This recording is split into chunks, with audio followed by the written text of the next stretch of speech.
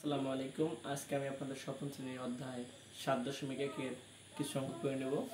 সেটা হচ্ছে 10 এবং 11 নম্বর প্রশ্ন উত্তর। তো এখানে রয়েছে y divided 2 minus y divided 3 equal y divided 5 minus 1/6। তো এগুলো দেওয়া রয়েছে, এগুলো কী করতে হবে, আমাদের y এর মান নির্ণয় করে নিতে হবে। তো y গুলোকে আমরা এক পাশে নিয়ে যাব। তো দেখে নেন কীভাবে করতে হয়। তো y minus y divided 2 minus y divided 3, তো এটা প্লাস উল্টা লিখে হবে মাইনাস y ডিভাইডেড 5 ইকুয়াল কত মাইনাস 1/6। তো এগুলো হর হয়ে গেছে, অঙ্কের হর, ভগ্নাংশ হর। তো এগুলো আমরা কি করতে পারি, লসাগু করে নিতে পারি। তো আপনার 3 দুগুণে কত 6, 5 6 কত হবে 30। লিখে নিই 2 30 মধ্যে কবে যাবে 15 বার, 15 y গুণ দিতে হবে 15y মানে 15y মাইনাস 3 30 মধ্যে কত 10 বার, 10 দিয়ে y কে 10y।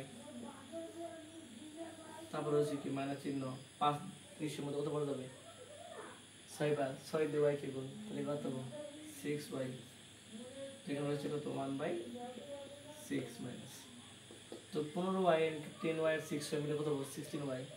15y থেকে 16y গুলো থাকবে কত আমাদের, শুধু y থাকবে না, মাইনাস y থাকবে না, যেহেতু বড় দুটো আগে কি চিহ্ন, দুটো যোগ করলে বড়টা হবে, তো বড়টা কি চিহ্ন মাইনাস চিহ্ন, সেটা হচ্ছে 30। তো এখানে হচ্ছে মাইনাস 1/6।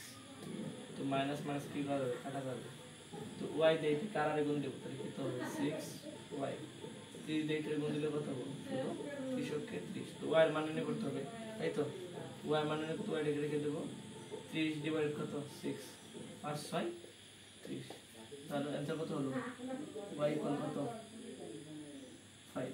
এটা হলো অ্যান্সার।